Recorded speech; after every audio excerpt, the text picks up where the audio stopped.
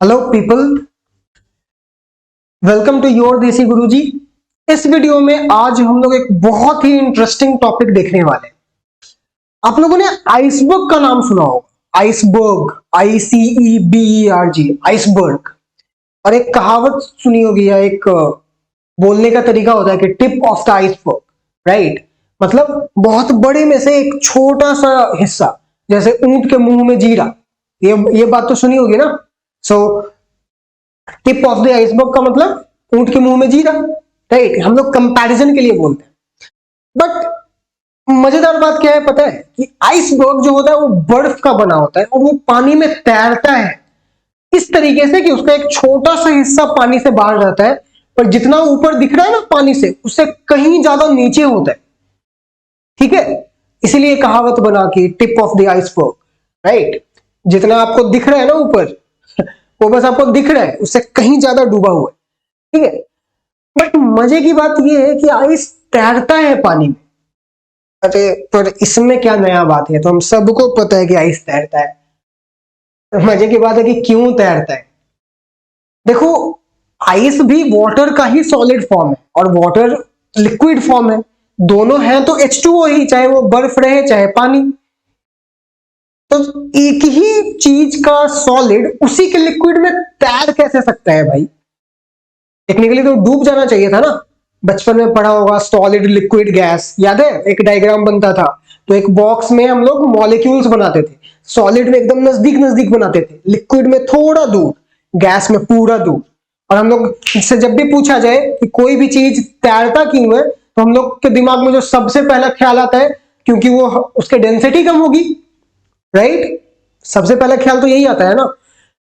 बहुत हद तक सही बात भी है, डेंसिटी कम होगी। क्या आइस की डेंसिटी पानी से कम है? सॉलिड की डेंसिटी लिक्विड से कम कैसे हो सकती है यार, वो भी सेम मटेरियल के? ये सारे सवालों का जवाब हम लोग इस वीडियो में देखेंगे। और लास्ट में आपको ये भी समझ में आएगा कि ये कुदरत का करिश्मा है कि आइस पानी में तैरता है। ये सिर्फ ऐसे ही नहीं है, भगवान जी इज वेरी स्मार्ट, उन्होंने बहुत सोच समझ के बनाया। ठीक है, चलो हम लोग इस चीज को ना समझने की कोशिश करते हैं कि कैसे, इन अ साइंटिफिक वे। ठीक है, कि ऐसा आखिर हो क्यों रहे। देखो, हम लोग एक चीज जानते हैं कि वाटर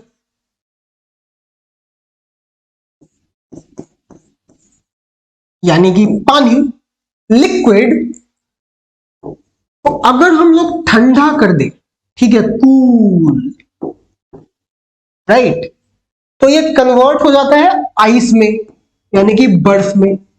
किस टेम्परेचर पर? At 0 degree Celsius, right.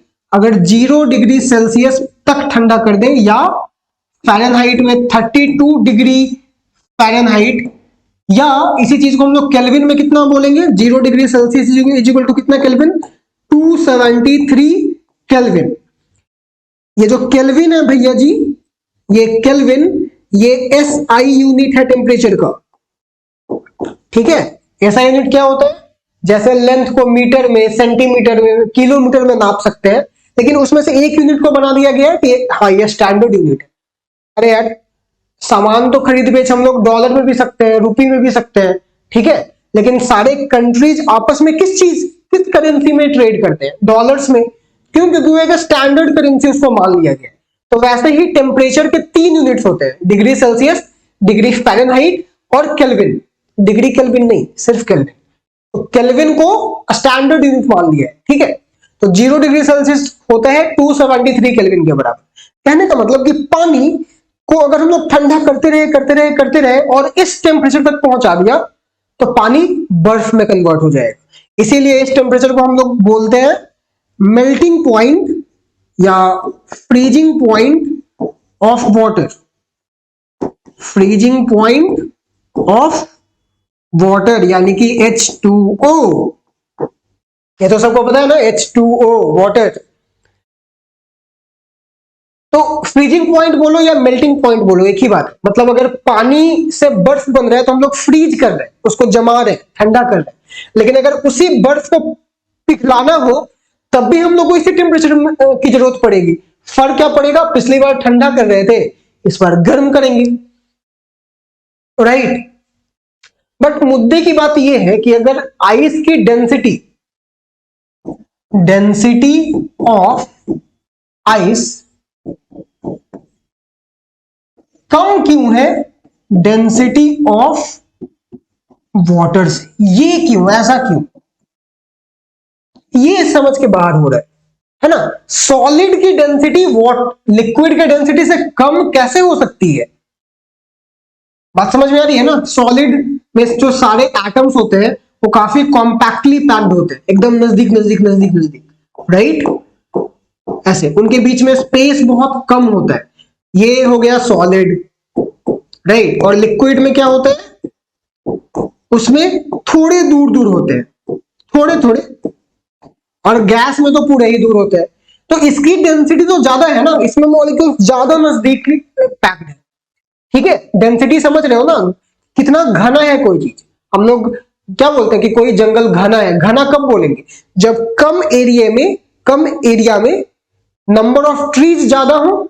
तो वैसे ही कम स्पेस में, कम वॉल्यूम में नंबर ऑफ एटम्स ज्यादा हो या मास ज्यादा हो, तो हम लोग बोलते हैं कि उसकी डेंसिटी ज्यादा है। तो सॉलिड की डेंसिटी तो लिक्विड से ज्यादा होनी चाहिए। यहां पे ऐसा कैसे हो रहा है कि डेंसिटी ऑफ वाटर यानी कि liquid is more than density of solid, ऐसा कैसे हो गया। तो भाई इसका तो एक सीधा सा जवाब है कि जब आइस यानी कि पानी जम रहा होता है, फ्रीज हो रहा होता है, तो वो ना उसका मॉलिक्यूलर अरेंजमेंट चेंज हो जाता है, उसके बीच में जो बॉन्डिंग होता है ना वही चेंज हो जाता है। तो और मॉलिक्यूलर अरेंजमेंट चेंज होने के बाद मॉलिक्यूल इस तरीके से अरेंज होता है ना कि वो उसकी डेंसिटी घटने के बजाय, सॉरी बढ़ने के बजाय, यानी कि मॉलिक्यूल्स और नजदीक आने के बजाय और दूर हो जाते हैं, डेंसिटी घट जाती है, ठीक है। सो वाटर यानी कि पानी technically expands on heating, on freezing. Water expands on freezing. पानी को ठंडा करते हैं ना तो वो सिकुड़ता नहीं है, वो कॉन्ट्रैक्ट नहीं होता है, वो एक्सपैंड करता है और फैलता है। नॉर्मली जब कोई चीज गर्म होती है तब फैलती है ना, पानी जब ठंडा होता है तब फैलता है, ठीक है। और पर ये चीज ना हमें हर समय नहीं हो, ये चीज होता है सिर्फ और सिर्फ 0 डिग्री सेल्सियस और 4 डिग्री सेल्सियस के बीच में। आई बात समझ में। इसी बीच में जो कहानी है वो हमें समझनी है, 0 डिग्री सेल्सियस और 4 डिग्री सेल्सियस, इन्हीं दोनों के बीच में क्यों, क्योंकि भाई जो 0 डिग्री सेल्सियस है ये फ्रीजिंग पॉइंट है या मेल्टिंग पॉइंट है, ठीक है। और जो 4 डिग्री सेल्सियस है ये वो टेम्परेचर है जिस पर पानी की, वाटर की डेंसिटी मैक्सिमम होती है, ठीक है। Density of water is maximum. कुछ आ रहा है समझ में। वाटर की डेंसिटी मैक्सिमम होती है 4 डिग्री सेल्सियस पे। ध्यान रहे 4 डिग्री सेल्सियस पे पानी लिक्विड के फॉर्म में रहेगा, लेकिन 0 डिग्री सेल्सियस आते ही वो पानी जमने लगेगा, बर्फ का फॉर्म लेने लगेगा। तो जो लिक्विड है उसी की डेंसिटी ज्यादा है सॉलिड से। डेंसिटी मैक्सिमम कहां होनी चाहिए, 0 डिग्री सेल्सियस पे या और कम टेम्परेचर पे, माइनस में जाने पर ऐसा होता नहीं है। उसकी डेंसिटी मैक्सिमम हो जाती है पानी की 4 डिग्री सेल्सियस पर ही। और जब 4 डिग्री सेल्सियस से और टेम्परेचर घटता है तो डेंसिटी घटती है, बढ़ती नहीं है। बढ़नी चाहिए थी, नॉर्मली सब्सटेंसेस की डेंसिटी बढ़ती ही है, लेकिन पानी ऐसा है कि उसकी डेंसिटी घटती है ठंडे होने पे, ठीक है। इसका रीजन क्या है, रीजन तो भाई यही है कि जब पानी जमता है ना, फ्रीज होता है, तो उसका जो मॉलिक्यूलर बॉन्डिंग है ना और जो मॉलिक्यूलर अरेंजमेंट है, मतलब उसके एटम्स मॉलिक्यूल जिस तरीके से अरेंज्ड है आपस में, वही चेंज हो जाता है। और चेंज होने के क्रम में ऐसा होता है ना कि मॉलिक्यूल्स नजदीक आने के बजाय और दूर हो जाते हैं, तो डेंसिटी घट जाती है, ठीक है। लेकिन इससे फायदा क्या है, क्या ये किसी काम का है? ये बहुत ही फायदेमंद है। मतलब इतना फायदेमंद है ना कि अगर ऐसा नहीं होता, ये वाटर का केस एक्सेप्शनल नहीं होता ना, तो ये जो आप तरह तरह के जीव जंतु, different type of life forms जो आप देख रहे हो, डाइवर्सिटी जो देख रहे हो, वो नहीं होता। और सबसे बड़ी बात, ये जो एकदम डाइवर्स एक्वेटिक लाइफ है, पानी के अंदर जो जीवन पनप रहा है वो नहीं होता। ठीक है, आपको पता है जितने भी ऑर्गेनिजम्स पूरी पृथ्वी पर हैं उसमें से मैक्सिमम मतलब एक बहुत बड़ा पोर्शन सिर्फ पानी में रहता है।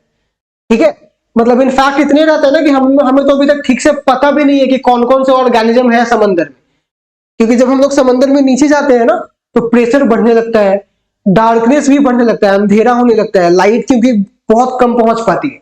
हम लोगों ने आज तक ओशियंस को 4-5% से ज्यादा स्टडी ही नहीं किया है। ठीक है, तो अंदर में पता नहीं कौन कौन से जीव, कौन कौन से प्लांट्स, कौन कौन से एनिमल रह रहे हैं। ठीक है, तो ये जो एकदम डाइवर्स एक्वेटिक लाइफ है, इतने सारे तरह की मछलियां, ऑक्टोपस, टोर्टोइजेस, टर्टल्स, इतने सारे जो एक्वेटिक लाइफ रह रहे हैं, ये सब नहीं होता अगर ये एक्सेप्शन नहीं होता। दैट्स व्हाई आई सेड भगवान जी इज वेरी स्मार्ट, राइट। पर इससे आखिर फायदा क्या हो रहा है, देखो बहुत अच्छे से समझना। क्या होता है, इसको ऐसे समझो कि ये एक नदी है या तालाब है, जो भी है। ठीक है, अब क्या है कि जो वेदर में जो चेंज आएगा वो तो पानी के बाहर आएगा ना। अगर गर्मी के मौसम से ठंड का मौसम आया तो पानी के बाहर आएगा, यानी कि पहले जो मौसम में जो चेंज आए, जो टेम्परेचर में जो डिक्रीज आए, वो पानी के बाहर है। तो क्या होगा कि पानी के बाहर जो है, पानी के बाहर की बात करो, जो टेम्परेचर होगा ये डिक्रीज करेगा, घटेगा। टेम्परेचर डिक्रीजेज, कहां तक डिक्रीज करेगा? Decreases up to 0 degree Celsius, या ऐसे समझते हैं decreases up to 4 degree Celsius. ठीक है, तो मान लिया कि इतनी ठंड आ गई कि टेम्परेचर 4 डिग्री सेल्सियस हो गया, तो बहुत ज्यादा ठंड हो गई ना, राइट। 4 डिग्री सेल्सियस ठंड आया और ठंड आया। अब देखो 4 डिग्री सेल्सियस पे वाटर की डेंसिटी मैक्सिमम पहुंच चुकी है। ठीक है, मतलब पानी इससे ज्यादा भारी नहीं हो सकता। अभी पानी जो मैक्सिमम जो भारी हो सकता है ना, मोस्ट हेवीएस्ट या अपने डेंसेस्ट लेवल पे, ठीक है, तो अभी वाटर जो है वो एकदम हेवीएस्ट है, भारी है। अब टेम्परेचर जो है वो थोड़ा और घटता है, घटकर हो जाता है लेट्स से 0 डिग्री सेल्सियस पानी के बाहर। ठीक है, अभी क्या है कि अभी पानी में मस्त मछलियां तैर रही हैं, राइट। ठीक है, हो सकता है कछुए भी तैर रहे हो, राइट। ठीक है, जो भी है। अब क्या होगा कि जैसे ही पानी के बाहर, वाटर बॉडी के बाहर टेम्परेचर 0 डिग्री सेल्सियस पहुंचा, क्या शुरू होगा? पानी बर्फ बनना शुरू होगा। ठीक है, तो क्या होगा ना कि पूरे वाटर बॉडी में जो सबसे ऊपर में जो वाटर है, जो वाटर कांटेक्ट में है एटमॉस्फेयर के, उस ठंड के कांटेक्ट में, सबसे पहले वो जमेगा। जो पानी नीचे है वो तो अभी उतना ठंडा नहीं हुआ है ना, तो सबसे पहले कौन सा जमेगा? जो पानी जो ऊपर में है। तो क्या होगा ना कि एक लेयर ऑफ आइस बन जाएगा। ठीक है, ऊपर में बर्फ जम जाएगी पूरी। ठीक है, ये पूरा आइस हो गया, पूरा बर्फ जम गया, राइट। अब बता, आइस जो है, देखो जादू, जैसे ही आइस का एक लेयर बना ना ऊपर, अब ये जो आइस है क्या ये नीचे जाकर डूबेगा? नहीं डूबेगा, ये तैरता रहेगा ऊपर ही। ठीक है, this won't sink, right, this will, ice will float. ठीक है, this will float, this will not sink, क्योंकि इसकी डेंसिटी अंदर में जो पानी है जिसका टेम्परेचर 4 डिग्री सेल्सियस है, इससे ज्यादा है, और ये 0 डिग्री सेल्सियस वाला जो आइस है, ठीक है, इसकी डेंसिटी कम है पानी से, तो ये तैरता रहेगा। एंड यू नो व्हाट, ये जो आइस है sir, this ice is a fantastic insulator of heat. ये जो है ये हीट का इंसुलेटर है। तो अब जो हीट है ना वो इसको क्रॉस करके नहीं जा पाएगा। आई बात समझ में? जो हीट बाहर है वो अंदर नहीं जा पाएगा, और जो हीट अंदर है वो बाहर नहीं जा पाएगा। ठीक है, बात समझ में आ रही है? अब बाहर का हीट बाहर रह गया, अंदर का हीट अंदर रह गया। This ice will work as an fantastic insulator, right. और क्या होगा? अंदर में जो एक्वेटिक ऑर्गेनिजम्स थे वो मस्त अंदर में तैरते रहेंगे, जिंदा रहेंगे, राइट। लेकिन सोचो अगर ऐसा नहीं होता तो, अगर वाटर भी वही रूल फॉलो करता जो सारे सब्सटेंसेस फॉलो करते हैं, यानी कि उसके सॉलिड की डेंसिटी लिक्विड से ज्यादा होती, आइस की डेंसिटी वाटर से ज्यादा होती, तो क्या होता पता है? जैसे ही ऊपर में एक आइस का लेयर बनता, क्योंकि सबसे पहले तो पानी ऊपर में ही जमेगा, वो आइस डूब जाता। बता रही है समझ में? ये आइस डूब जाता, डूब कर नीचे आ जाता, और जो पानी है वो ऊपर आ जाता। तो जो पानी ऊपर आता उसका फिर टॉप में एक आइस का लेयर बनता, वो बर्फ फिर डूब जाता। फिर जो पानी ऊपर आया उसमें फिर से ऊपर में बर्फ जमा, वो बर्फ भी डूब गया। ऐसे करते करते करते करते पूरा पानी ही डूब जाता, सॉरी जम जाता। पूरा का पूरा water body, pond, lake would have completely frozen, right. अभी क्या है कि अभी मूवीज में देखते हो ना, आइस आइस स्केटिंग करता है, राइट। उसके ऊपर एक्शन सीन शूट होते हैं, हीरो विलेन एकदम मस्त धाइरा धाइरा लगा रहता है, राइट। बहुत पतला सा आइस का लेयर होता है, अगर वो गया तो पानी के अंदर, ठीक है। सो कितने मजे की बात है, वो आइस डूब नहीं रहा है पानी में, वो पानी के ऊपर तैर रहा है। और सिर्फ तैर नहीं रहा है बल्कि वो अंदर के पानी को इंसुलेट किए हुए हैं बाहर के एनवायरनमेंट से, राइट। तो जो हीट बाहर है वो बाहर है, जो हीट अंदर है तो अंदर है, राइट। और अंदर में जो एक्वेटिक ऑर्गेनिजम्स हैं they are very well flourishing, ठीक है, वो मस्त एकदम जी रहे। अगर ऐसा नहीं होता तो आइस का लेयर बनता जाता, वो डूबता जाता, और एक समय आता कि पूरा का पूरा वाटर बॉडी फ्रीज कर जाता, ठीक है। अभी क्या है कि अभी अंदर में तो लिक्विड है ना, बस ऊपर में सॉलिड है, पूरा ही सॉलिड बन जाता, पूरा तालाब ही जम जाता। तो अंदर में जो एक्वेटिक ऑर्गेनिजम्स है वो धीरे धीरे ऊपर आते और मर जाते, खत्म हो जाते, या उसके अंदर दब जाते, खत्म हो जाते, ठीक है। सो भगवान ने बहुत सोच समझ के बनाया, बात आई समझ में? So that's the magic of water, ठीक है। तो आई होप कि ये कुदरत का करिश्मा आपको समझ में आया होगा, ठीक है। अगर समझ में आया है कमेंट में लिख के बताओ कैसा लगा वीडियो। और अगर ऐसा कोई साइंटिफिक क्वेश्चन, सवाल जो मन में उठता हो कि ऐसा क्यों होता है, ऐसा क्यों होता है, ठीक है, ऐसा तो नहीं होना चाहिए था, तो आप प्लीज कमेंट करके हमें सजेस्ट कर सकते हैं, विल फॉलो इट ऑन, ठीक है। चलिए तब तक एकदम हंसते रहिए, मुस्कुराते रहिए, खुश रहिए, बाय बाय।